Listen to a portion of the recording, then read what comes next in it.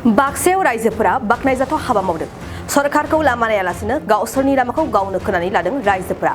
गावबागावनि रां खरसा खालामनानै लामायाव अन्थाइ बाला होदों। बाक्सा जिल्ला 22 नं बागानपारा बियाबनि सिङाव थानाय सुबानखाटानिफ्राय सेरफांगुरिसिम थांलाय फैलाय खालामग्रा लामाखौ फाहामदों रायजो राजाफोरा।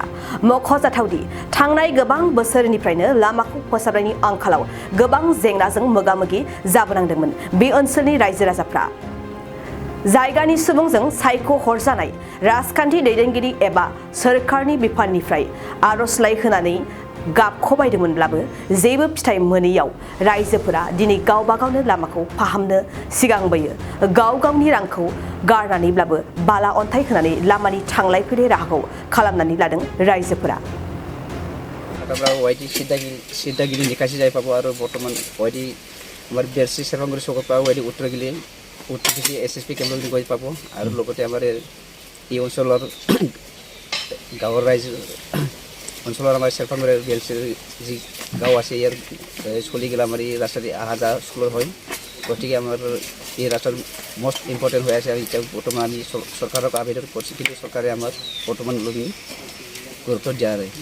গতিকে আমার কিন্তু আমার গাঁৱৰ পৰা আমার এটা যিমান আছে এইটো সরকার আহ্বান করে আমি যে এই রাস্তাটা আমার ব্লেক টপিং করে দিলে আমি গাঁৱৰ পৰা ভাল পাব।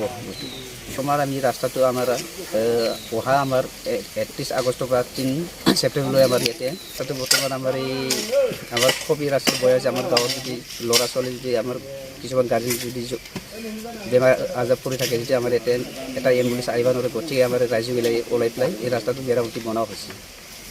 মোটামুটি 80 বা 100জন মান হ'ব পাৰে।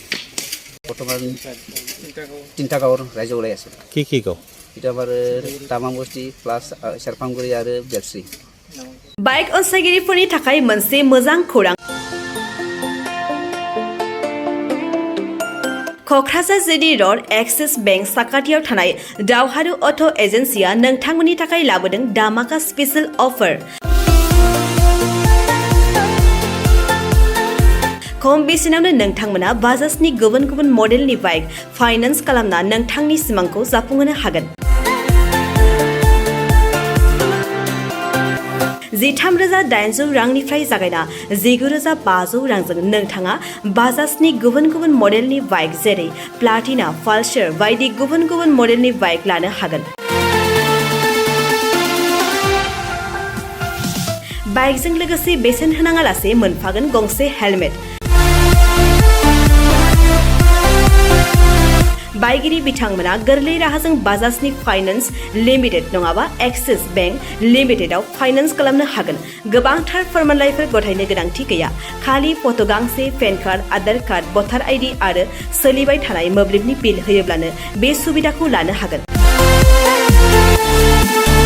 गोबां मिथिनो थाखाय 8473883986 036612705550 9957644326 आव फन खालाम।